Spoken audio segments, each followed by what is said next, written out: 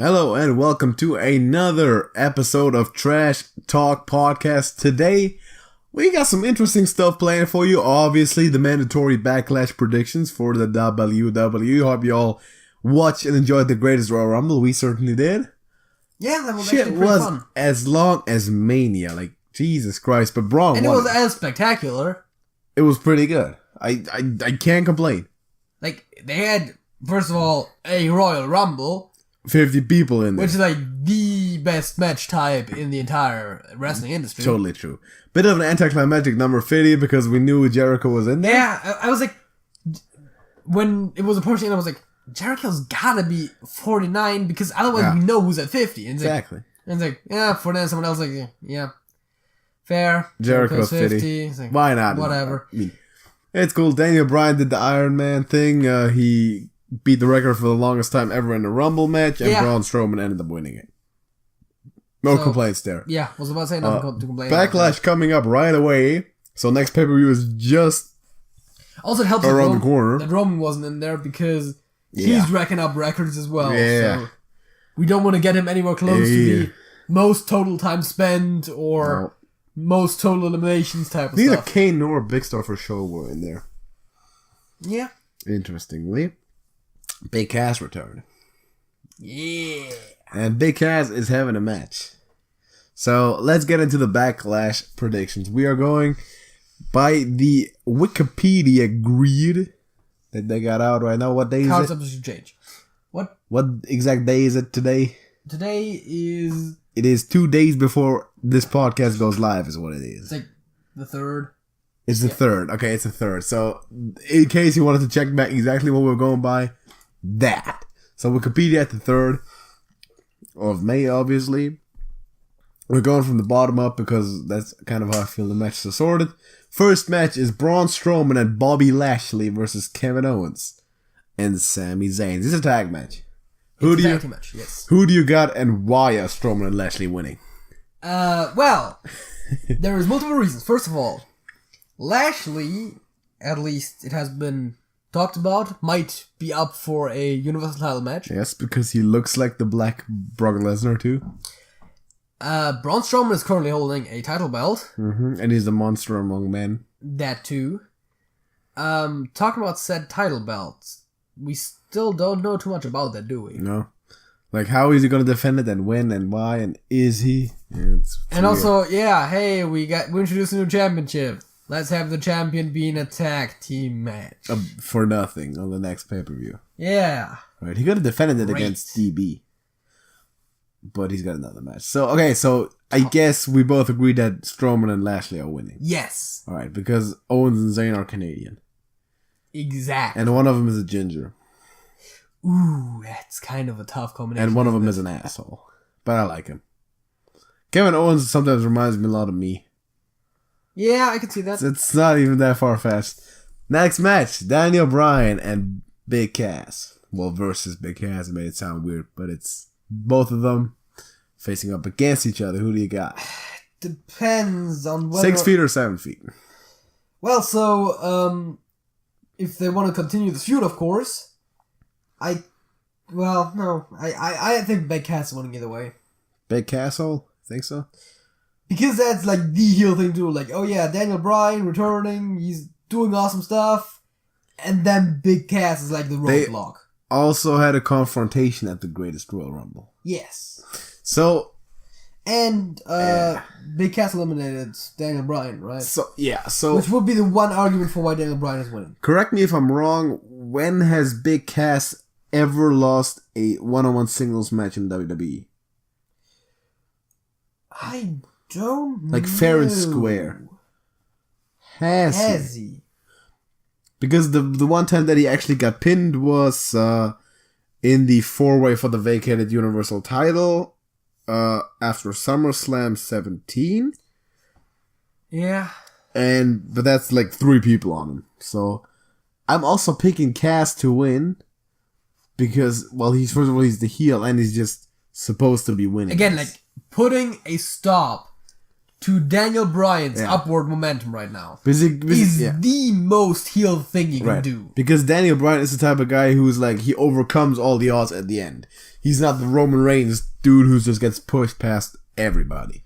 Right. Which is why people like Daniel Bryan and hate Roman Reigns. Exactly, because Reigns is not the underdog baby face, you know? No, he's the big dog. Baby face. Speaking of Roman Reigns.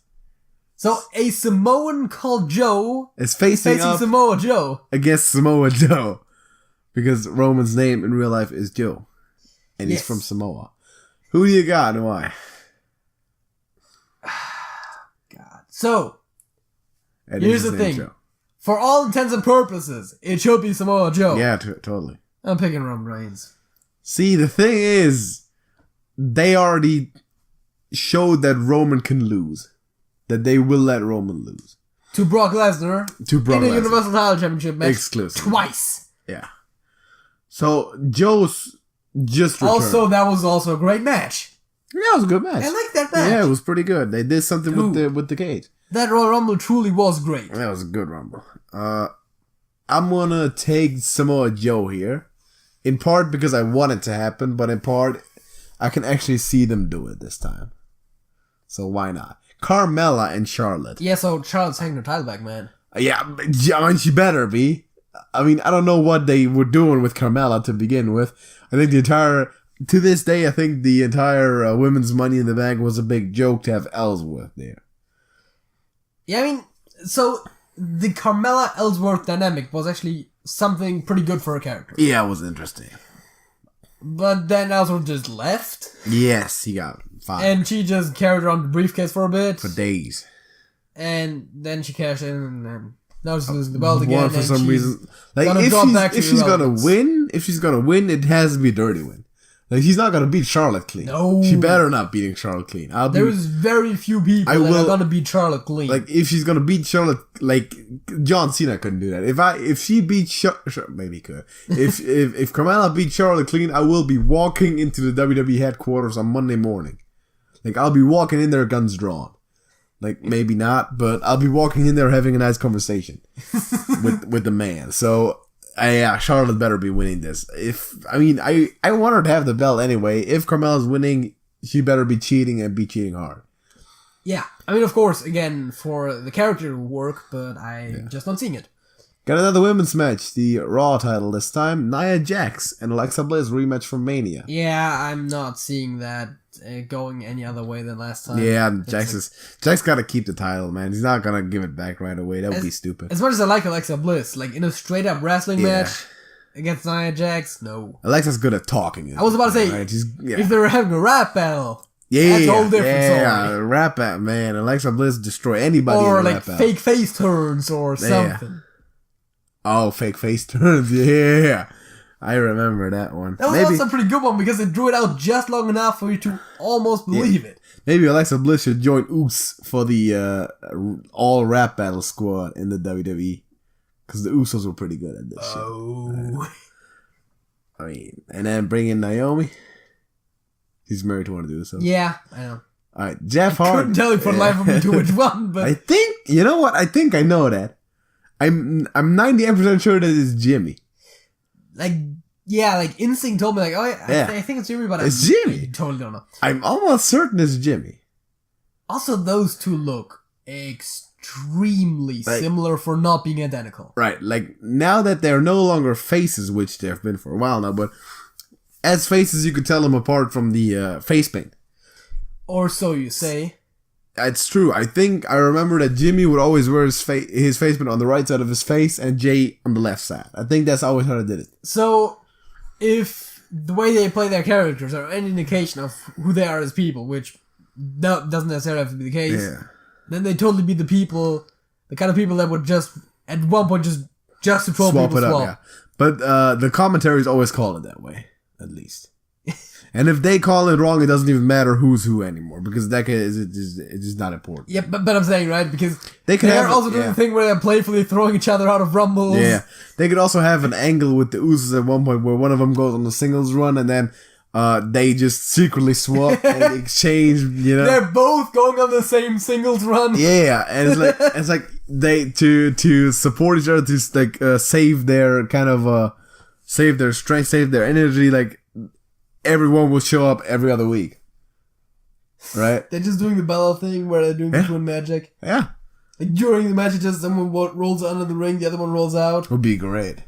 Like that would be pretty good. And at the end, it's like one of them is apparently injured and is out for like 5 months, and then turns out they've been swapping all along. Yeah. Be great. Okay, we got the United States Championship with Jeff Hardy defending against Randy Keith Orton.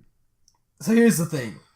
This is one of those where, once again, because Randy Orton, I could see this go either way. No. But no one wants to go this to go Randy's way. Not Randy's way. Not this time. A lot of things have been going Randy's way. Yeah, no. This Starting with the elbows of Brock Lesnar up until the Rumble and then the Championship. And they lost to Jinder Mahal, fair enough. But no. Jeffrey's winning this. Yeah, no. Mr. Nero, man, my brother. He's winning. He's keeping his title for a while. We should have also announced that as Jeffrey Nero Hardy versus Randall Keith Orton. Yeah, that's his real name. Because, the JNH. Great guy. Dude, like, I was so surprised when I found out that Nero is legitimately his middle name. I was like, Brother Nero. I was like, yeah, that's a funny nickname. And then I just looked at his movie and I was like, Jeffrey Nero Hardy. I was like, yeah. Okay. They for real, man. Cool. They for real. Why not? Alright, Seth Rollins is defending his Intercontinental Championship versus The Miz. Once again, this better go Seth Rollins' way. Yes, because I'm not to say too much, but I think Miz has had his time with the championship quite a while over the last few years. Yes. Like, he's been getting his fair share of the IC title. Do we know how much brand Jericho is? I do not think so, because he just hasn't shown up regularly, did he? Yes, let me quickly... He's doing the Googles, man. Yeah, I'm just gonna go to the WWE website see if he's assigned somewhere. Which roster he is listed. So first of all, let's see if he's on the... I mean, he should be in there, right? Yeah, he better be. All. Like, should be under C2. Yeah, that there he is. Okay, so let's see if he's under Raw and or SmackDown. Alright. Because and is totally an option. Theoretically. Yeah, Cena has I was about to say Cena does it. So he's not there. There is no Raw. No Raw. SmackDown. Let's see. Yep, he's listed as SmackDown. Alright. He's on SmackDown, man. As is the IC belt, isn't it? Y2J is on SmackDown Down. So, but he's not in the thing anyway. No, but the point is, right? That's what I was gonna make. The Miz is threatening his record. Yes. For IC title reigns. Oh. They are both on the brand with the IC title. Oh. They're on the same brand. Dang. So Miz winning the belt could then start a feud between him and Jericho. Jericho could just show up and literally like cheat for Rollins to win. So I was about to say it's either Miz winning triggering it or Miz like threatening to win triggering Jericho to interfere. So you really want that to happen, yeah? I'm not necessarily opposed to it. Alright. Jericho and Miz. They're great talkers, both of them. They are. Oh, and man. Neither of them is necessarily a horrible wrestler. No, they're IC legends. It's true. It's cross-brand baby. Whatever can happen. Again, they're on the same brand. Damn. Yeah. Would be cool. But I think... Also, I didn't say that, but I think Rollins is winning this. So do I. Yeah. Gotta be. Last match. Hopefully the main event. AJ and Shinsuke Nakamura. No, the main event's gonna be Roman Reigns versus Samoa Joe. Probably. It's the Dubs Eat Championship, and this time it's a no DQ match. Which means in favor of the heel. Which means that AJ can once again be taken to Dick Kick City. And this time it doesn't end the match. Doesn't end the match. So who you got this time? The question is just how long do they want to draw it out? And then the other question is how long can they draw it out without Shinsuke winning? Exactly. Thereby, I declare that Shinsuke Nakamura is gonna win that damn belt. You declared that before. At least one time. Probably 2 times. But, you know who's winning this belt? Ain't nobody winning nothing from the man that built the house that it became known as SmackDown Live, man. AJ Styles is winning this match. Like, he did at Mania. You just know he's winning. It's AJ. I mean, again, the stipulation plays in favor of the heel, thereby, of course, it's AJ, suggesting that the face might win. It's AJ. Listen, if it was it's AJ Styles. He's winning the match. That's what he does. He wins matches. It's AJ Styles. Nothing more I gotta say to that. That's all he does. Yeah, but again, you can't just win every match. Yeah, you can. You can't be no Roman Reigns. Yeah, it can't be Roman Reigns. It could be AJ Styles.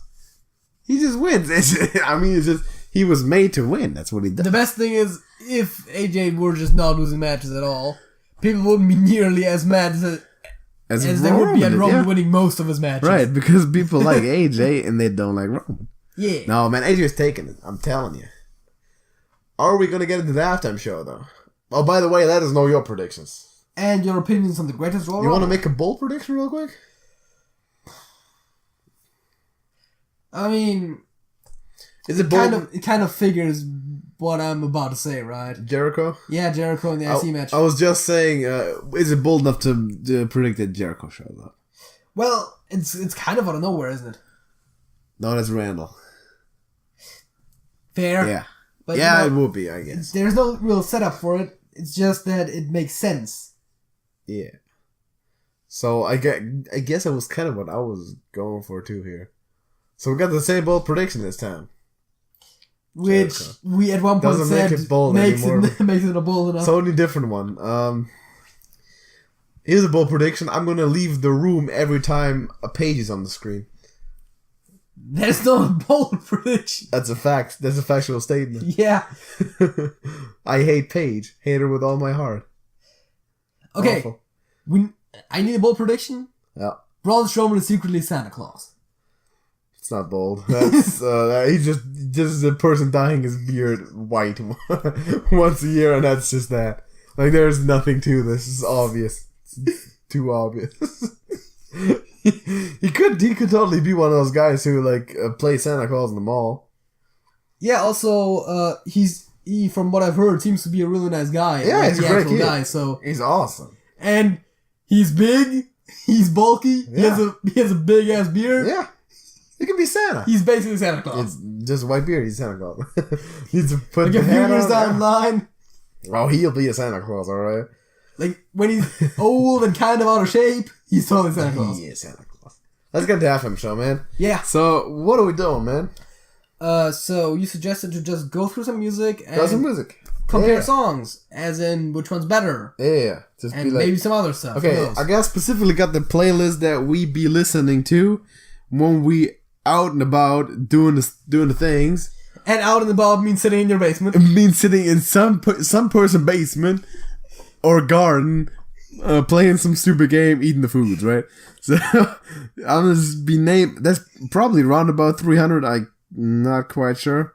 It's 338 songs in this playlist. We're not comparing all of them. Always subject to change, by the way. Not comparing all of them. I'm just picking some out that might be interesting comparisons, and I'm asking for opinions. All right. We might get stuck on one specific case here as a discussion, but whatever. Yeah. There's probably a reason you're watching It's this. our show. F off. All right. Let's go with. Also, please don't actually have one. No, don't F off. We're glad that you're here. Go America by Razorlight versus America by Simon and Garfunkel. America. Clearly. Yeah, America's great. The song, that is. No, I'm just kidding. Like, yeah, what? Well, you are kidding. What song, though? Razorlight. Razorlight, actually? Yeah. Over Simon and G Dub? Definitely. I can't agree with that. Like, Can't America is still one of my least favorite Simon and Garfunkel songs. Really? Yes. It's low-key the best one. I know you say that. Yeah, it is. Like, I just don't agree. It's a top 50 song all time. Top 30. All time. Like, all time. Which is coming up, by the way. Check back for podcast number 50. We reveal our top 10 favorite all-time songs as it currently stands. That's not even that far off. That's like a few weeks. That's like 1.5 months. Yeah. Gotta prep that shit.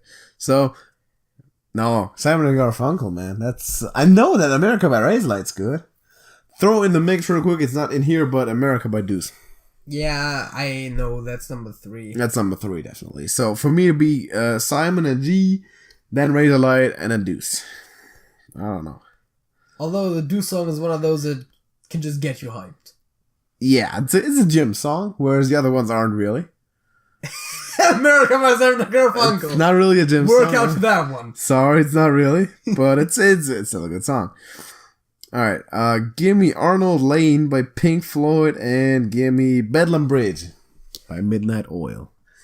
I'm just picking those completely at random. That's actually kind of close. Yeah, it's tough, right? Maybe I should have thought about it before I proposed those two. I'm actually going to say Bedlam Bridge. Tough. Probably yes. Even though the one thing that Arnold Lane has going for it over any other song is that it mentions the word chain gang, which is one of my favorite words in the entire English language. So, but Bedlam Bridge is also 2 words, but yeah. Yeah, the phrase, the term chain gang. So you don't have to find terminology. It's a term. It's just a term. The term chain gang. So yeah, probably Bedlam Bridge by just the smallest of margins. I'm probably picking it. Let's go. Bohemian Rhapsody. You might have heard of it. Yes. Versus people pronounce it differently usually, but whatever. Yeah, it doesn't matter. Versus Buffalo Soldier. Bohemian Rhapsody. Tough. The thing is, Bohemian Rhapsody is probably the best Queen song, but it's not my favorite Queen song. So, Hammer to Fall. Hammer to Fall, Show Must Go On. Show Must Go On isn't even that good. I like it. I like it a lot. Killer Queen's pretty good. Yeah, well, I was about to say it's probably 1 is probably Hammer to Fall, 2 just might be Killer Queen. Yeah, I mean, yeah. Then again, Somewhere Up There is also Under Pressure. Wouldn't agree. I think that's rather low. It's not really my thing. So I kind of also like Buffalo Soldier here.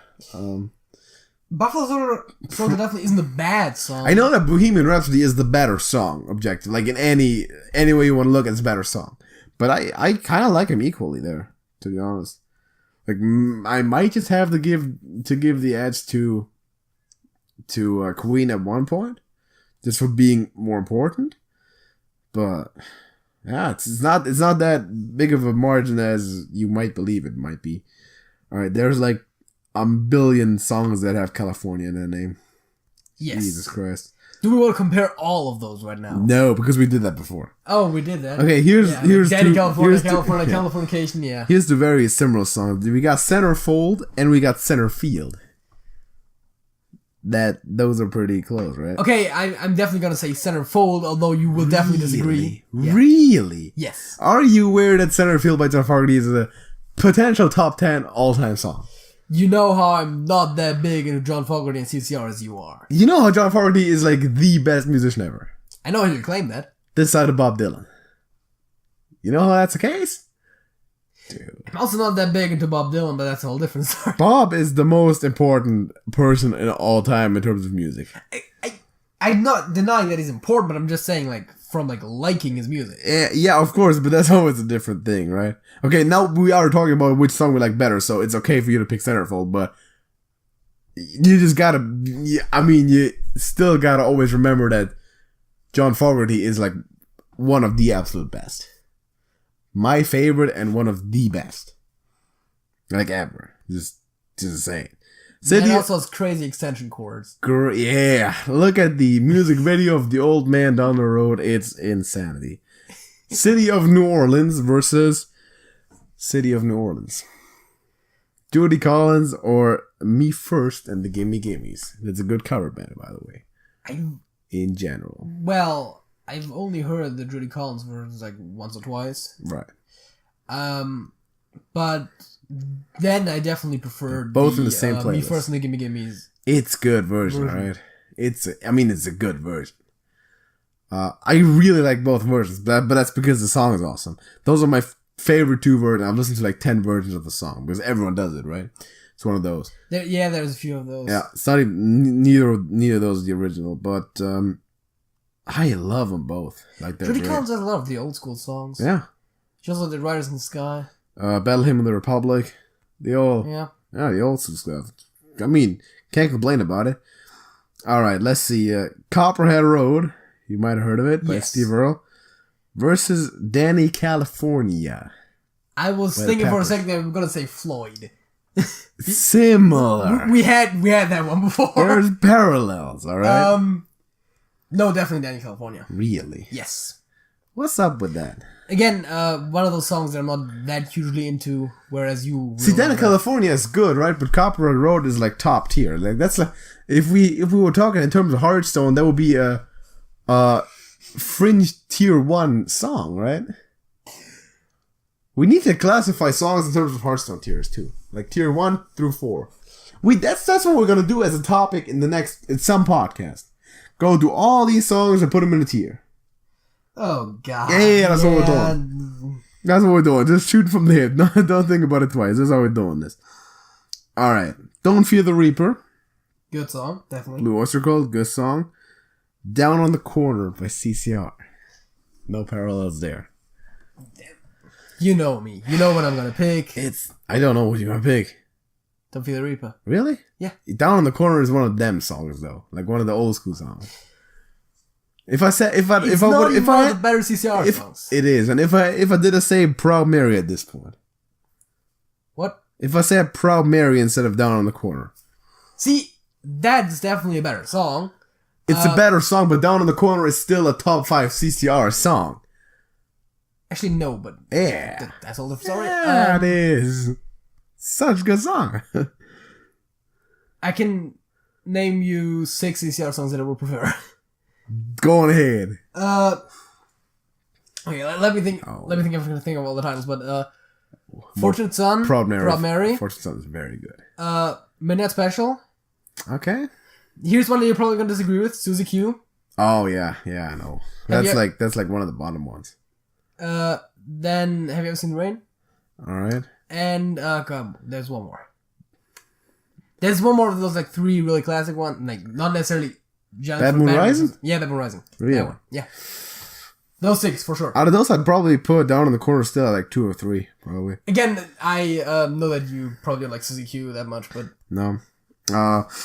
But like for CCR, it's like such high class. It's tough. It's like ranking the top 5 Bon Jovi songs, right? Yeah. Gets rough at some point. Okay. Let me see. All right. Give me Fernando by ABBA. And we're pairing this up against Floyd. There's two names. I'm still picking Floyd. You're picking Floyd. See, I don't even want to make a pick here. Because I like them both. Right? Yeah. Damn. I wasn't sure you were going to pick Floyd there. I thought you might pick Fernando. Yeah, I mean, I can see how you would think that, yeah. It's tough. But it's actually not that I'm not going to make a pick right here because it's not my game to make a pick. Well, technically, this is not necessarily as much of a game, and it's just a discussion, but yeah, sure. I just decided that's the case. Yeah. Because I'm the host of this show. I'm not complaining. All right. Give me Heartbeat by Drake White and Heart Light by Kenny Loggins. Really? I mean, it's a good song. Again, I'm probably not end up not making a pick because they're too close for me to decisively decide. I mean, that's still a fair opinion. It's like, oh yeah, those 2 songs, in my opinion, are equally good. Yeah. Is a valid opinion. So I think I'm keeping it that way. Okay, just because we were the hard stuff. Heart of Gold versus Heart of Glass. Heart of Gold. Yeah, Heart of Gold. I think that should be fairly obvious. Neither of those is a top tier song. No. Also, if you're wondering, Heart of Gold might be a fringe tier 1, tier 2, tier 3 song, but it's already getting rough there.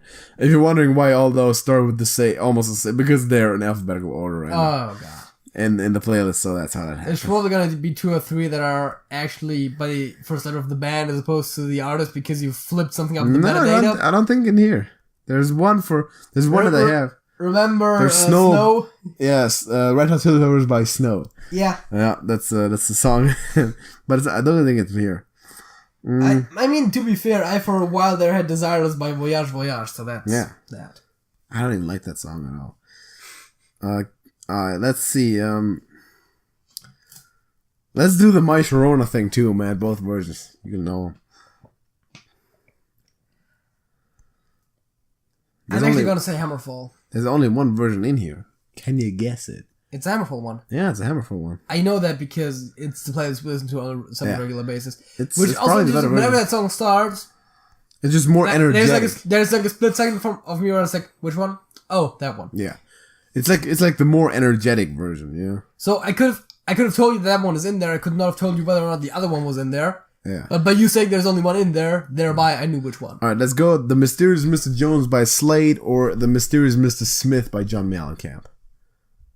I don't even know that second. I'm kidding. That doesn't exist. You don't know. I mean, you never know what old John Mellencamp songs exist. Leave a comment if you got that reference. Like, please do. If someone did, that would be the greatest day of my life. You probably didn't, right? No. I'll tell you later. Let's see what else we got. Painted Black or Orange Crush. Painted Black. That's both color references, and you're wrong. Well, subjectively. Orange Crush probably better. It's one of the better REM songs, to be honest. It's really good.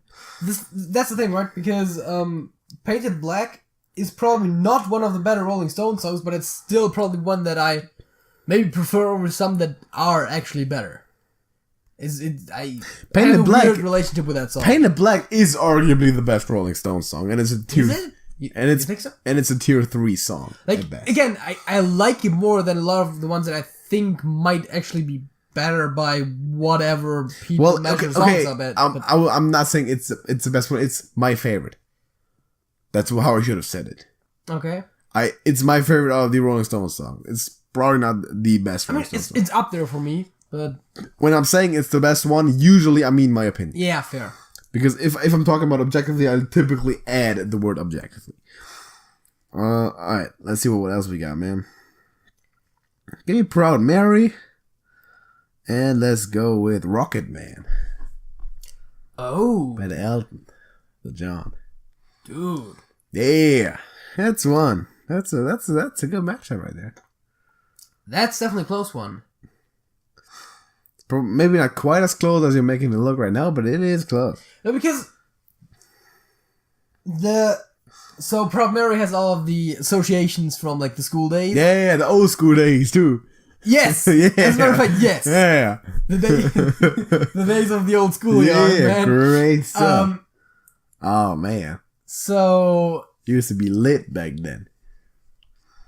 So there is that. We need to tell that story at one point. I think we told that already. Gotta tell it again. And then I feel like Rocket Man in general is like the more like uplifting, upbeat type one. There. More uplifting than Proud Mary? Like, which one of those songs would be more uplifting to you? Rocket Man? Probably Rocket Man. I can't see myself agreeing with that at all. I mean, I can see how the song is not that high energy all the way through. That's true. That's true. Proud Mary is kind of cool. It's kind of getting there.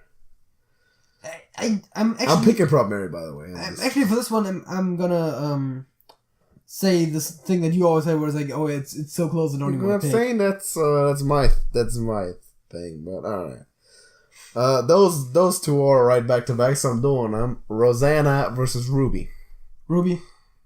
That was a quick one. Yeah. That was love that song. Quick. I mean, it's a good song. Is that gonna make an appearance in the top 10 or at least honorable mentions? It's definitely gonna be somewhere within that, but alright. Really? If I do honorable mentions, it's definitely gonna be in there for sure. If it's gonna be in the actual top 10, I don't think you got this song rated highly. Yeah. I'm gonna abstain, by the way. Again, I love that song. It's a good song, I'm not gonna say it isn't, but Jesus. That's actually, when people like turn up the radio, roll down the windows, that thing.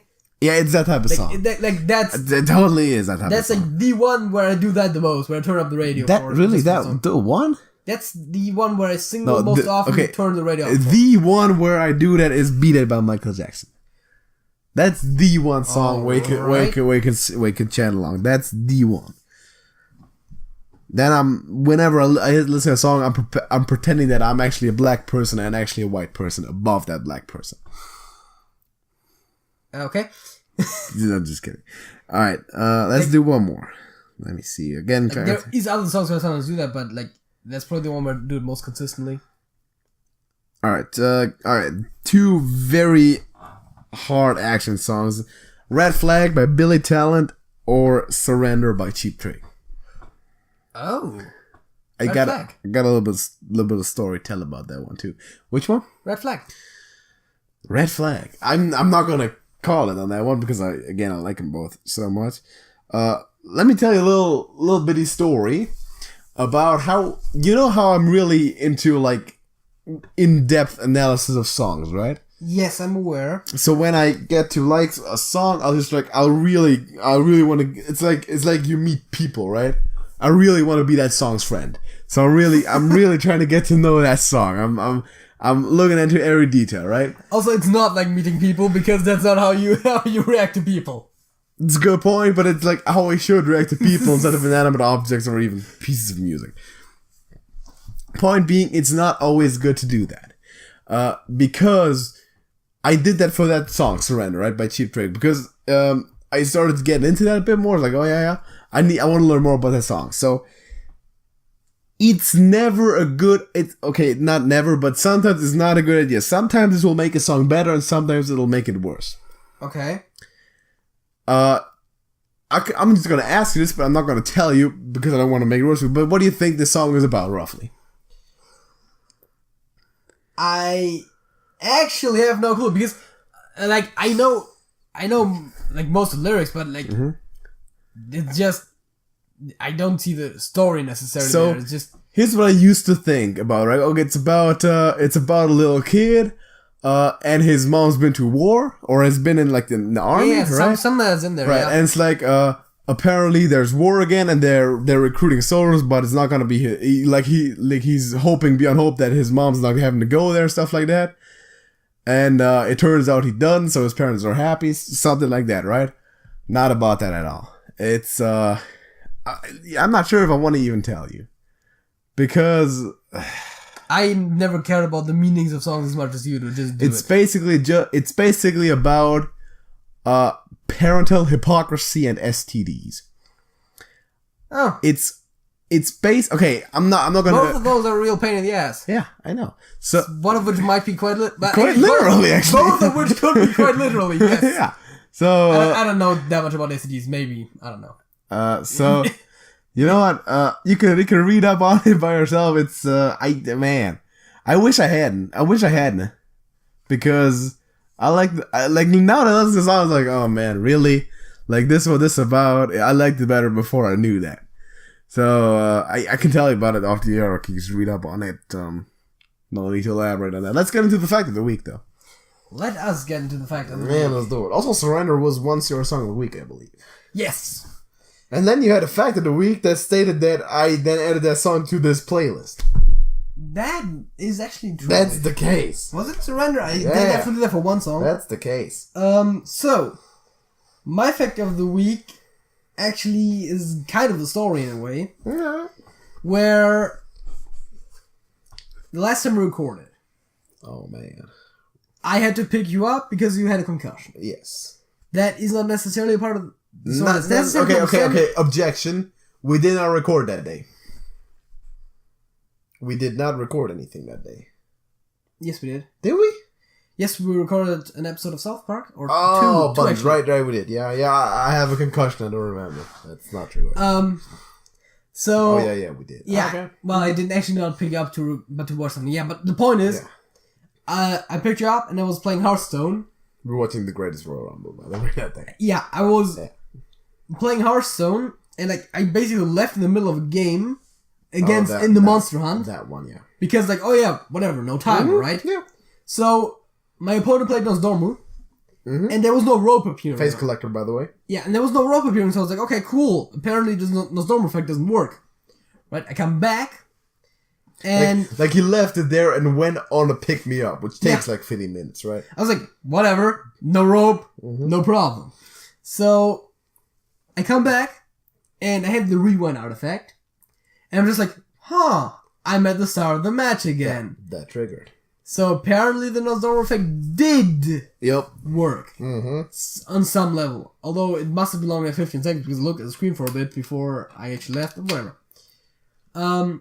Also, side note, the when you die, by way of Nosdormu, which I guess is the actual fact in this, and then rewind, the sandstorm effect from Nosdormu still is there. Still out and up there. The actual 15-second effect is gone, but the visual is still the same. It stays there, exactly. I'm not sure if it does it every time, because sometimes there are those things where sometimes it does, sometimes it doesn't, but for me it did it. Also, the reason that he did have to pick me up is because I couldn't drive myself. Yes. Okay, my fact of the week also relates to... I thought I made that implicitly clear, but... Yeah, maybe he was like, oh yeah, he literally had to be taken care of like a toddler in that.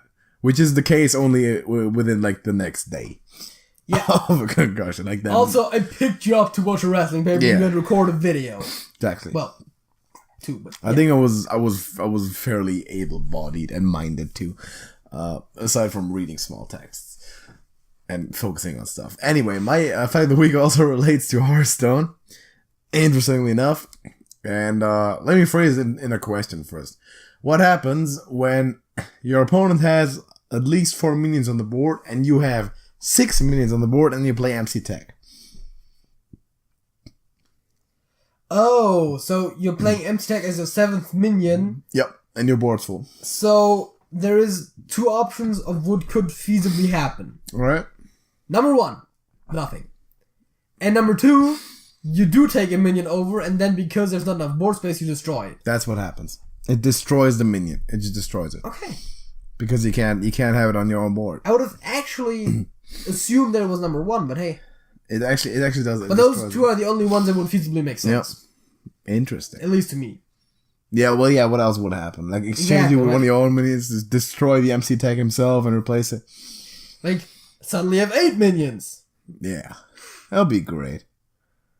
I like the board to be expanded at one point to 10 or something like that. Yeah, that's... more Phantom Malicious. One of those things I like about Magic the Gathering. They just don't have a limit. That's good. So me coming out of playing Yu-Gi-Oh! When I was younger, and then getting... Professionally? No. Semi-professionally. And then, kind of getting a bit into Magic, but I never really did get too much into it. I was like, this is cool. Yeah. Because in Yu-Gi-Oh! You can just play 5. Oh. That's even less than 7. And then in Magic you can just play as many as you want. Which, of course, in Hearthstone is one of those things where that creates some very fun stuff with stuff like Unleash the Hound, Spreading Plague. Yeah, Spreading Plague. Echo. Summoning Portal plus Phantom Militia. Oh, God. Great stuff. 10 mana. You know what's even better than that? 1 drop. Which I don't have in my I have in my deck. Which, if it was infinite, Glinda Crow skin, Life Tap, Happy Ghoul. All of them. All the ghouls. Because they all 0. Wait, how does the ghoul effect work again? When your hero took damage this turn, it costs 0. First of all, it's healing. Definitely it's healing related. Oh, it's healing. Maybe if you're okay. There's something that some of the new ones that do when damage was taken. Okay, then heal. But if it's just when he was healed, then yes, they're all 0. Yeah, they're 0. In which case, wow. So Glinda, heal yourself, and 0. And there you go, 90 seconds on the clock. Go. Spam out as many as you can for them to all die to 1 Hellfire. Yes. Or a coffee or whatever. Alright, that's or Defile, or Spell Defile if stuff is set up, but yeah. Also, always fun. Flame Strike. Equality Consec. Yes. It's just full board clear. That's a tough one. Also, with the limited board, Equality and Avenging Wrath is also pretty good. It's almost a board clear as well. Yeah, so there is probably some OP combos that are prevented by having a limited board. Of course, having more space always creates more options. Yeah, that's true. Okay. Same as if the mana just didn't stop at 10. Well, it always just went up. You would be able to get crazy combos. But then also there would have to be more expensive cards at some point, right? I guess. But even now, there is some expensive combos that people can think of, but that don't really work unless you're playing Wild and using Thorus and getting all that shit. And hypothetically having the old Innervate. Yeah, stuff like that. Alright, let's get into the second topic, though. Actually, you can't go above 10. With what? So, with Innervate. Well, yeah, you can't go over. So 10, again, if it's a multi-card combo, of course you can play card, innervate, play other card. But yeah. Second topic. Hearthstone Talking related. about Hearthstone. Surprisingly. So there are those things that are called slush cards. Slush cards. That I did not know about till you told me about them. Like a half an hour ago. Again, right before we started the podcast, yeah. Some of them are pretty interesting. So slush cards are apparently cards that were designed by Blizzard at some point for either future expansions or originally designed for past expansions that they then decided to scrap and not include because they thought they were either too powerful or too weird, too like overpowered, whatever. Some of them are interesting. Guaranteed fall into the latter category. Yeah. Where they were intended for previous because there is a Sonya Shadow Dancer in there, which we're gonna get to way later. And of course there is one now. Let's look at some of the interesting ones. There's a lot of them, so, and you can put, if you want, you can put the link in the description. Yeah, we're on Hearthstone Top Decks right now. Yeah.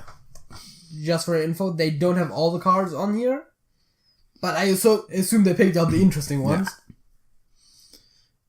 The entire URL, by the way, is hearthstonetopdecks.com/Hearthstone Monster Hunt Patch Data Mining Test Cards, Slush Cards, more Arena exclusives. Every single word of those separated by a dash, and there's a slash at the end. Yes. In slash case at the end, the slash at the end is actually irrelevant. Yeah, it doesn't matter. In case you wanted to look at that, yeah. Okay, also, I think brings up an interesting question: is Hearthstone Top Decks URLs, are they case sensitive?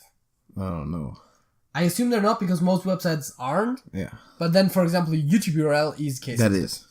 Which is funny because the actual... That could have been affected. We get some, but whatever.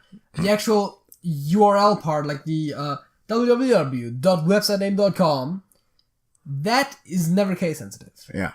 But then everything after that slash, you can do whatever the fuck you want with as the owner of the website or the provider or whatever. So some websites are case sensitive, others are not. YouTube it is. So let's look at some of the interesting cards. So I like the Grimoire of Anger right away. It's a 1-mana Warlock spell. This turn, damage taken by a hero is dealt to a random enemy instead. And this is just too strong. It's way too strong. Because there's OTK combos with that? Yeah. With apothecaries and yeah. But just imagine this and Flame Imp already. Like that's all of a sudden a 3-mana deal 3. 2. Deal 2? Yeah. Does it 2? Okay, it does 2. First one does 2. Does it 3? No, it's 3. The Librarian does 2. The Librarian does 2, yeah. That's 3. God damn it. There's so many cards that deal damage to you. Yeah, that plus Librarian, that plus Vulgar Homunculus. Yeah. Those cards become double strong. That plus tap is already That not plus bad. tap already, yeah. There's already a lot of value. It's pretty good. That plus Glinda plus Unlicensed Apothecary. Yeah. Yeah. Yeah. I mean, talking about Glinda, way too good. And then the Librarian or something like that. Yeah. Or the Flame Imp said, like, oh god, suddenly you're playing 9 Flame Imps. Well, 9 Flame Imps? Well, not really. You managed to kill them off in between. Somehow. Yeah. Probably defiling. So yeah, but even if you're playing 6... Even that is tough. Right, yeah. 6 times 3, that's 18. Yeah, that's a lot of damage. And you're getting value minions on the board. It's crazy. So I can see, and it's a 1-mana spell, so I can see why that's definitely too strong to really be in there. Maybe if it was like, it's also dealt to enemy. What's it called? Knuckles. It also is the enemy hero, right? You take it, but someone else also takes it. That, or... Random character would work, or it's just like the next time. Yeah, one time. The here that would also work. So that and power out something cool. Because that and Flame Imp would still be the same effect in the early game as you said, but you can't do the crazy combos. Exactly. So the way this is way too good, I think. Yeah. Cobalt Farmer is very interesting for one reason. And that is a keyword called Spell Flare. Yeah, which we have no clue what that is. It says gain armor equal to the cost of the last spell you drew. So... Spell Flare, I think that might be something like whenever you cast a spell, right? You would think so, but then again, it references the last spell you drew specifically, which brings up the question... Maybe it's like when this is targeted with spells, but... It's weird. I assume that Spellflare is that what Gadgets and Auctioneer has. It might be... You might be able to look that up because this stuff was in the file, so you would assume I'll just look for it. You go for the next card already. Okay. Or something, some other... You have to go every single one, but some interesting card. Amy Smarticus the Brilliant, you can play the top card of your deck. Yeah. So, that seems like just a nightmarish thing on the interface.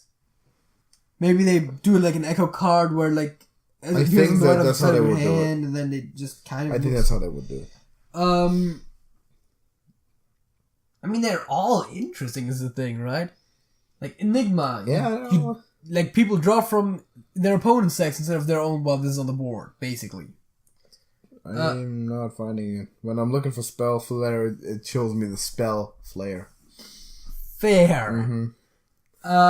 This magical Liopleurodon. Liopleurodon. It's a beast? Yeah, it's a beast, doesn't matter. 7 mana 5/5, Battlecry, replace your hero power with cast a random spell. Craziness. This is way too good. Fun hero power. Yeah, but it's probably way too strong too. No, it's not. Yeah, it is. Cast a random spell, it's tough. Yeah, but you can't target the spell. You're not even discovering it's just a random spell. Yeah, but it's still probably pretty good. And I feel like it happens a bit too late to really be that valuable. I think this would be too powerful to unleash. So, King Calaca is interesting because he deals 1 damage to all minions in your own deck as a battle cry. Which brings up the question, what happens if they die? Right. They die. They're gone. Yeah, are they gone? Or do you just draw them and then when you draw them, they're gone? Or is it that when you play them, they're gone? They out of there. Because I think they're just gone. If they're just gone, there might be some interesting exploits there. I just don't get what this is good for, really, other than enrage, right? Because even if it's an Acolyte of Pain, it does it then also draw you one? The Acolyte of Pain is still in your deck? Like, it can't, right? Whenever this minion takes damage. Yeah. It should. So it should draw you. It should draw you. God. The Berserkers? The Berserkers! Yeah, the Berserkers will go nuts. If that would work. Whoa. The Berserkers would go nuts. Yeah. Because, like... The Berserkers be crazy. At this point, whenever you draw this, you probably have about half your deck remaining. Yeah. Maybe. Some of that spells... Maybe when you play it. So, by the time you play it, there's maybe 10 minutes left in your deck. Yeah. But that still means that any Berserker, technically... Yeah. But, at least any Berserker on the board should thereby get plus 10 attack. Yeah. Which is a crazy value turn. That's insane, man. Yeah, I didn't think about it that way. Again, if that would work is another question. We can only speculate. Scroll down to the next one. Also, interesting fact, it has the legend gem, but it does not have the dragon thing on the portrait. Let me know in the comments if you ever look at the dragon ever. Like, JJ has been looking at a rare card, and he's like, oh yeah, this is a legend. And he just looked at it from just a dragon. He didn't even take a look at this. Do you look at the gem first or at the little bitty dragon up the top? No one looks at this dragon. I'm telling you, man. No one does. You're saying little bitty dragon, but it's totally way larger than the actual gem. No one looks at that. It's like no one even notices that. The card has a different shape, for Christ's sake. It's a damn orange paint in the middle. Come on, everyone notices the gem. Jesus Christ. Okay, what else have we got? Warped Cultist. Yeah, that one's also kind of interesting because it gives you a hero plus 3 health. As a priest. And it as opposed to healing you. So this card, what this card basically is the Cabal Talent Priest. Because it's the exact same stat line, exact same effect, but it restores. No, wait, it gives a minion. Yeah, so plus 3 this gives it to your hero, which means that this plus the quest, you can get to 46 health without doing any crazy mind visions or shadow step shenanigans. Right, exactly. Or tough. Psychic Scream and then Treachery. And then get it back on your hand somehow again. You can Psychic Scream him. Doesn't matter. So you Psychic Scream and then you Benedictus, right? Yeah. That's how it works. That's how it works, right. Alright, that's how you do that. So... And of course you Bryan you Benedictus and then you Togwoggle too. No, you Togwoggle, then you Benedictus. Because you... Well, that's you getting your deck back and having your opponent's... Yeah. Actually, Togwoggle, then Benedictus is the same thing as just blank Benedictus. Yeah, but your opponent has a different deck. And, yeah, your opponent has a different deck and he has a ransom to get the mixed deck back. Oh, yeah, which is probably not as good. Yeah. So you just Benedictus.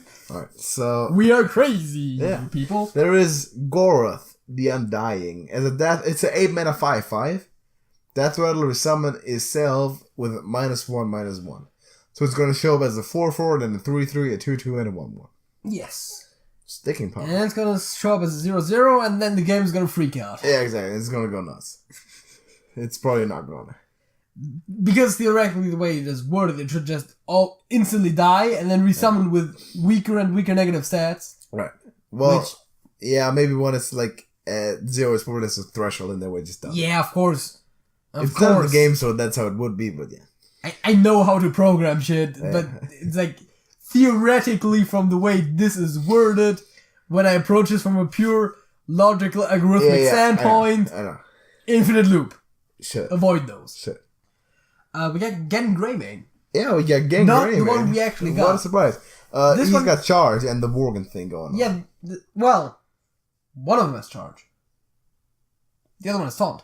Oh, the human form has taunt, right? The 6/3 has taunt, because the 6/3 charge would be too good, I think. That's like a better Leroy, like way better Leroy. For 4 mana too. But then again, is it really better when you can only play it every other turn? Yes. Okay. So yeah, the one with the better health has charge, one with the better attack has taunt. Yeah. I've never been a big fan of the low health taunts. It's true. Because they don't really do shit. The high health charge, on the other hand, is pretty good because you can still attack with it again later. And it doesn't die from charging. Even though high attack charge is typically preferable. Yeah, of course, especially when you're hitting face. So there's Lord Jaraxxus.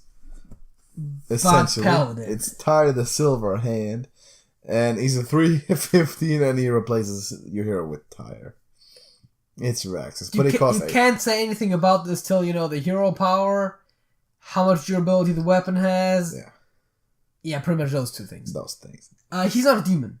That's not a demon. That's cool. Because he can't sack pact. He doesn't die to sack pact. Right. Which is a legitimate concern. Yeah. Alright. Loken, the first card you draw each turn costs 0 that turn. It's alright, I think. Draw something good, it's cool. So, this is actually interesting because it makes you think more about your plays. Because it only costs 0 this turn. Yeah. So, this card is maybe not the most optimal right now, but it's free. But it's free, so I'm playing it, right? Yeah. So, again, I'm just saying that makes you think a bit differently about your turn sometimes, maybe. So what else is interesting? Well, the Naga Mermaidian, this just does a normal effect that we already have. Well, when you draw it, summons a 1/1. Yeah, but we already have stuff that when you draw it does stuff. In Standard? I don't think so, but there's definitely a Warrior card that when drawn deals 1 damage to everything on the board, I believe. Well, there's a Flame Leviathan, which does 2. Or, yeah, that's what I was thinking of. Yeah. There is a neutral card that silences adjacent minions for the Silence Priest. Yeah. There's Murloc stuff. There is a better Ice Walker stat-wise. Yeah. There's just... So I like the Sated Crab being a callback to the Hungry Crab. The Hungry Crab destroying a Murloc as its battle cry. The Sated Crab summoning a Murloc as its death rattle. I'm pretty sure that's what they were thinking. Yes. Yeah, that's... Also reminds me of the Sated Thrashodon, but you know. Yeah, that's I like that. That was pretty cool. So, Lunar Surge is pretty tough. We got the Gnome Napper, who's a boss in the Monster Hunt. This is this mechanic, right? You discover a minion, and then your opponent gets to guess. Like, he gets to do it himself. Which one you picked, yeah. Which one you picked. If you pick the right one, the one you picked, then he also gets a copy of it. There's also one of those for Rogue, which discovers spells from your opponent's class, and there's one for Warrior, which discovers weapons. Who also is an Earthern by the temporary art, which is cool. Which could also lead to, like, some cool mind games that would be pretty There's also a card in there that I suppose is one of the choose one options for Lunar Surge, because otherwise it's crazy. Because it summons a 10-10 elemental for 0. It's gone. It summons the Lunar Elemental. Yeah, no, that's... So Lunar Surge is still an amazing spell. Yeah, so it's an 8-mana druid spell. You can choose between restoring 20 to a hero, or just restoring 20, but probably to a hero, or summoning a 10-10 elemental. Yes. Damn. So, an 8-mana 10-10 and the flexibility unless that elemental has some type of debuff that is way too good. Yeah. Because the way choose one cards are balanced is both of their effects are slightly weaker than they should be for their mana cost, but by them being more flexible, they're still worth it. Both of those effects are really good for their mana cost, especially the elemental. Yeah, the elemental is tough. I mean, healing 20 when you're pretty down is also good. Imagine that in the Spiteful Druid. I mean, heck, Tree of Life is 9, and that heals everything, including your opponent. Damn. There's a spell that has a legendary dragon, but also has a rare gem. That's the one. Yeah. He's like, oh yeah, there's a legendary spell there. And I was like, I'm looking at it, no. It's a rare, the Fate Mirror. It's a rare. Which is just Camellios for spells, it's a spell. So, but I also tell you that the dragon isn't reliable, and only the gem truly tells you, right? Well, so the dragon only appears on legendary cards and tokens created by legendary cards. Well, it appears on that one too. And on some of like the boss cards. Yeah. But for the actual release cards, there is none where it's like, for the collection, it's always reliable. Still, it's like and also vice versa. All the legends have it. You can't really notice the dragon rather than noticing the gem. That's weird. Yeah, that's how my brain works. Alright. During a turn, this becomes a copy of a random spell in your opponent's hand. It's Camellios spells. You pointed out Sinestra being weird in terms of its name. Yeah, of course it's all temporary art on there, but Sinestra has a picture of a dude and it sounds like a female name. Which sounds like a female name. Right. It summons one more copy of each minion in your deck. Big time bards. Yeah, of course, each is a bit of an overstatement because, again, some minions on your board only. But that's just intended for Big Priest, right? This would very much be intended for Big Priest, yes. Tough. Or for some kind of Dragon Priest, maybe, because it is a dragon. Some that runs value big minions. Lich King, Obsidian, Ysera, stuff like that. Malagos. Yeah, Malagos. Just Malagos, Velen, it's just this, and then just push Might Blast. If you're just running those three, you have to get away, though, to specifically draw this one first. Yeah, of course. Because otherwise it doesn't work that well, but yes. Sure. You gotta have Thalnos. All spell damage. Yeah. You know, there's a few that do +2. Yeah. That one. Arceus. Whatever. He's interesting. But he's bad, I think. It's a 10 mana 6/6 first of all, which is not that good, but it costs 2 less for every enemy minion and 1 more for every friendly minion. So the only situation in which this is good is if you're being overwhelmed on the board, in which case you'd rather have a taunt or charge. Yeah, if it was taunt, that would be pretty good. Or charge? Rush, yeah. I mean, it would also be pretty good as a charge. Same thing, basically. In that case, yeah, if you're gonna use it on yeah.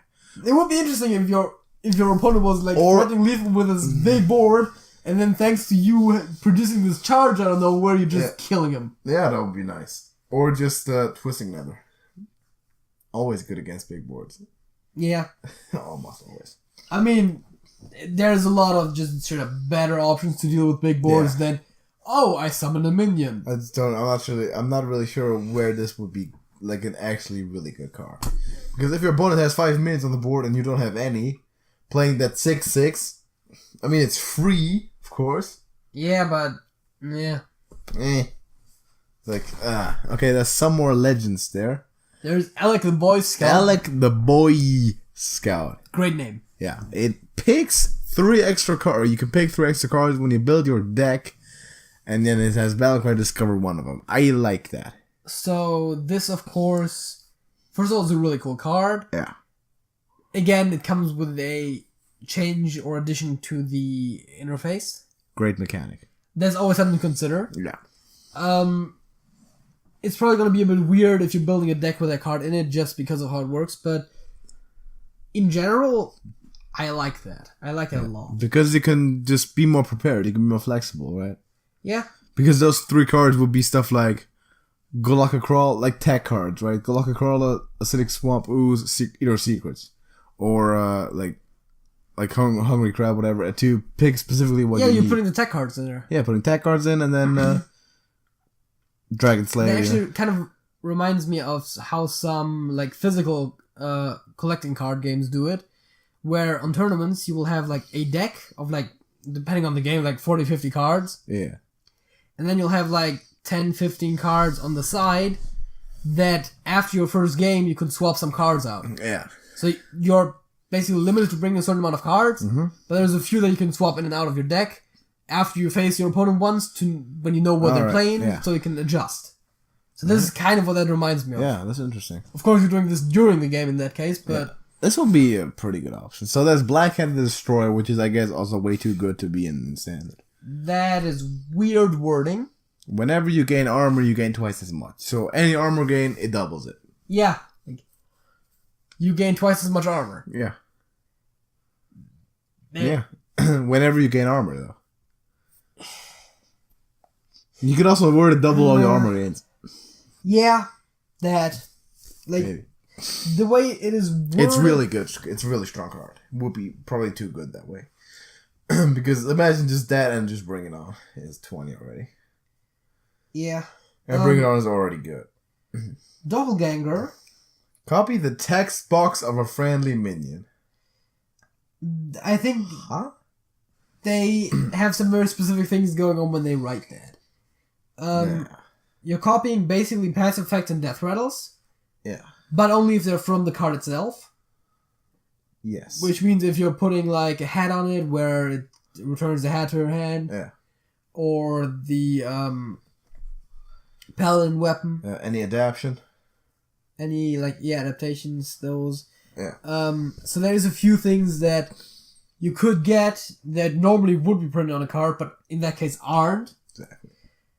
And also it's already a clunky wording if you're saying copy all passive effect and death rattles.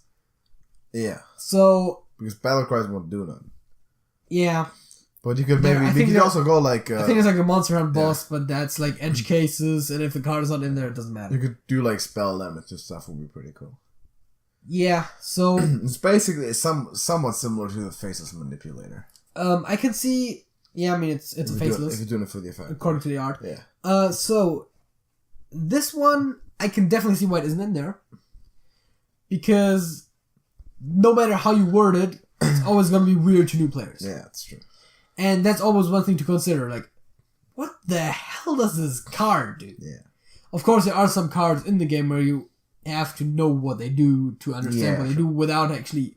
You can't just be like, oh, I'll read the text, like, oh, yep, I'm 100% certain how this card interacts with everything, but yeah. Okay, there's a Sonya Shadow Dancer in there, which you already mentioned. Yes. And this one is a Night Elf for some reason. It's pretty cool. Like, the effect I like. It's a 2-mana 3/2 stealth, which in itself is a good card. Yes. And your hero looks like a different class's hero until your first turn. Again, wow.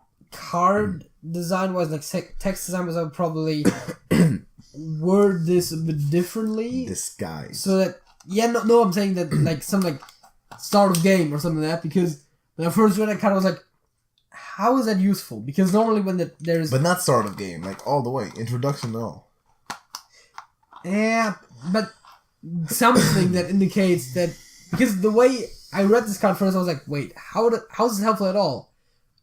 Is it just a flavor thing? Because normally when there's just text on it, without like Battlecry Death Row, it's just as long as this is on the field. It's like, okay, your opponent already knows you're a rogue by that point. Yeah. But of course, the way it is intended to make sense. So that would be cool. So you could be playing a dude and it's like, oh yeah, I'm facing a hunter, and then he mulligans for that to defend like aggro stuff and all that. And then it turns out, like, after he made his first play already, oh, it's a rogue. Also, until your first turn means that if you're going second, it's through the opponent's entire first turn. Exactly. If you're going first, it's just for the mulligan. Yeah. But still, it'd be pretty cool. It is interesting. Pretty it is cool definitely... There's one problem with this, definitely, and that is that this is only relevant with good players that know what they're doing and that kind of stuff, because... But you'd still rather have it than not have it, have some other random minion in there, right? Yeah, but I'm saying at the lower ranks, people don't really care too much what they're facing. They just have their game plan, if at all, and they'll play that. That's true. One last one maybe to look at. And at the higher ranks, I'm not sure if this is necessarily strong enough to justify putting it in there. Yeah, it's true. But it would totally be a cool thing. Yeah. So Nastam, King of the Kobolds, is probably the strongest, of all those, the most overpowered one. 1 mana, 1/3, battle cry, order your deck by cost. Cheapest on top. This is insane. Yeah, this one basically requires you to draw it fast, though. Well, yeah, but you can still build a completely well-working deck and have this as a super high roll in there. Yeah, of course. Draw this Battlecry win. Like, this is even more of a high roll than Calaca. Also, if you build your entire deck around this card, you can probably pull off some type of, like, OTK thing. And if you're gonna this plus Calaca, it will be even more of a high roll, because if you put it, and then you draw Calaca pretty soon after it. Well, depends on what you put in your deck. I mean, there's Shadow Steps, there's Shadow Steps, there's Backstabs. But then you're drawing a Shadow Step, and next turn you're drawing your Calaca. Yeah, that's also what I was thinking. Crazy. Putting card draw in important positions to cycle through the cards that you need faster. Yeah. It's insane. It's just madness. Like, I love that. But it's way too powerful, of course. And one last card that I know you said last one for this, but I'm just quickly going to mention it. Right. Endless Recruits, 2 mana, 3/2. Battlecry, shuffle a copy of this minion to your deck. Right. Battlecry, important. Because you can't prevent it. Which just means that you're basically immune to being milled. Right. It's well, not quite. Like, if someone plays a Cold Light, you're still fatiguing for 2, but... Right. You can't really be, like, by way of Jade or Dead Man's Warrior or something like that. Exactly. You'd still lose because of the power of Jade. Yeah, the power of Jade. Dead Man's you could, because they play multiple Cold Lights a turn. But still, it's one card that basically makes it an anti-fatigue already. Yeah, and then you can play 2 of them, and then you can... It's crazy. Like, Braun, Glindite for Shadow Echoes, Step, all kinds of them. Yeah. There's multiple ways you can just fill up Turn your it deck into with those. Carnessa's Brood, because that's basically what they are at that point. It's crazy. So, yeah, and if it was Death Rattle, it'd be an Astral Tiger. It's not Carnessa's Brood, though, because they have Battlecry draw a card, which is why they're so good. I know. But, that's how they feel at the end, because if they would just swarm your deck.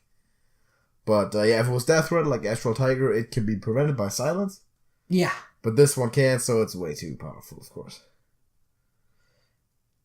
I'm not even sure if it's too powerful, but it definitely just prevents a few decks. It seems very good. A few deck archetypes from working, so... It seems very good, I think. So, this feels like a tech card. I mean, the stats aren't horrible. Actually, the stats are pretty good.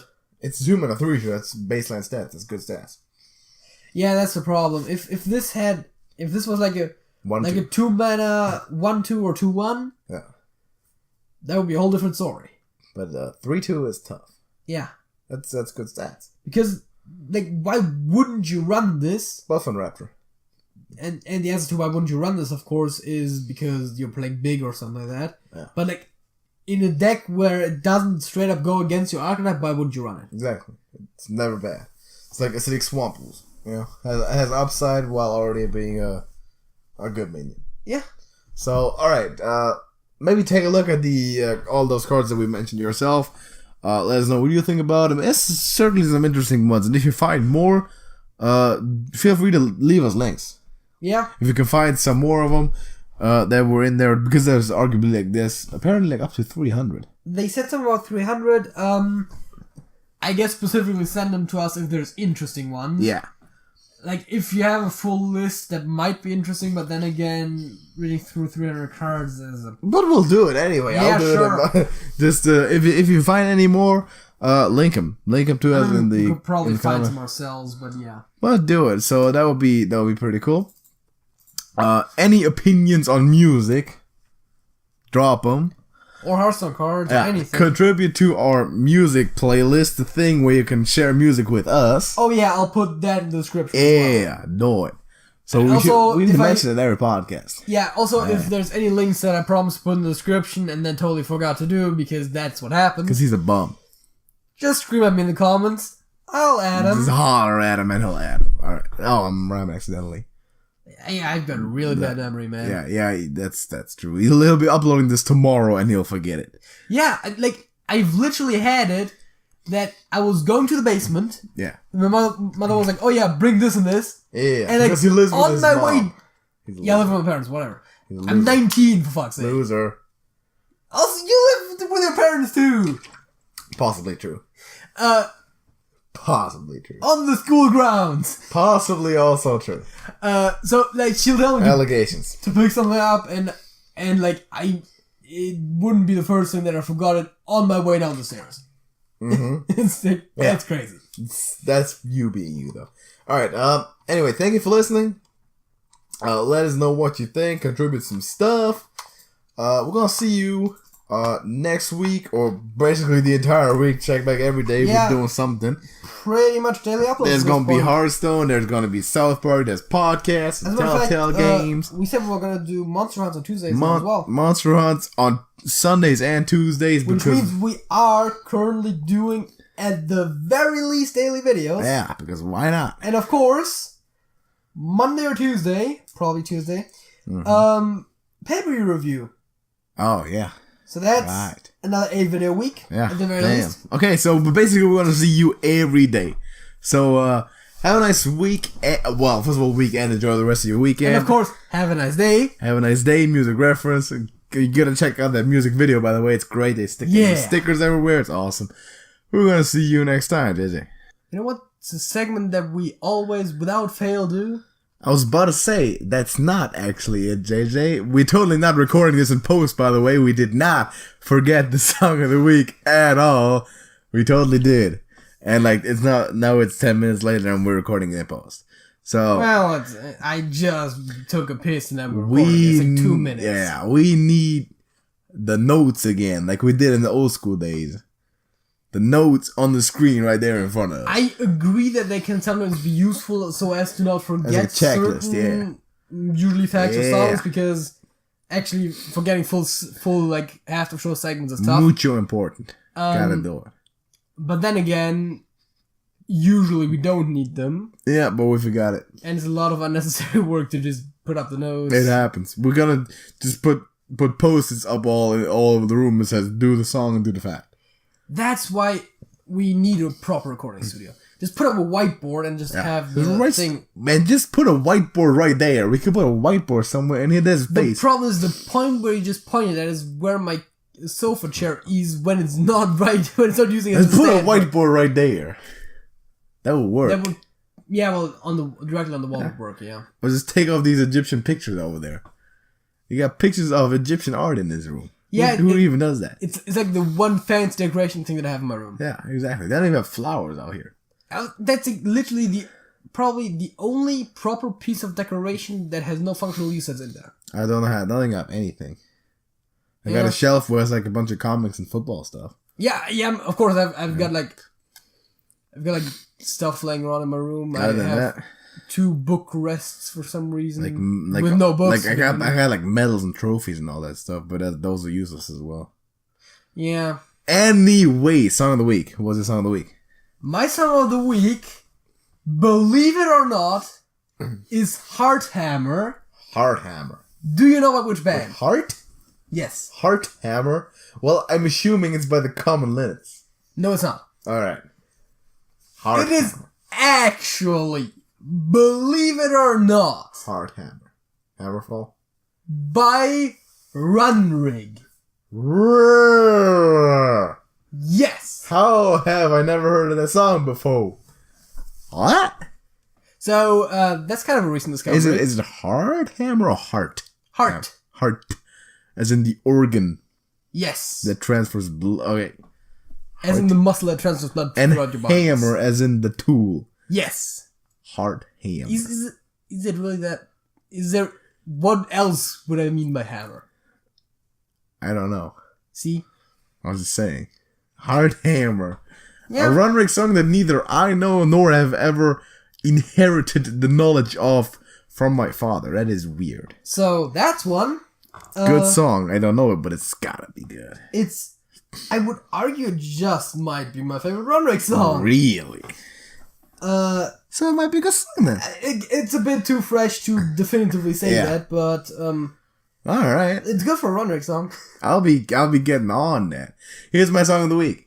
It's Mr. Tambourine Man by the Dylan. The one and only Bob Dylan.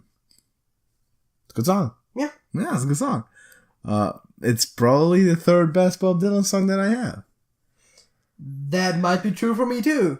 How many Bob Dylan songs do we have? Is it like 3? Like 4. Is it 4? Right.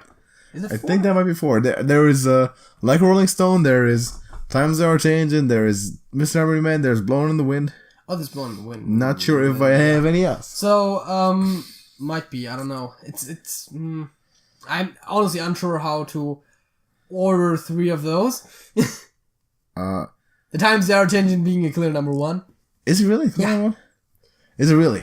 It might be due to the movie Watchmen. Well, it's a really good song. It's a great song. But that's by far my favorite. Like a Rolling Stone is also great. We also need to do, by the way, we're gonna do our favorite 10 songs in the 50th podcast. Somewhere we should just do the 10, in our opinion, most important or best songs in history.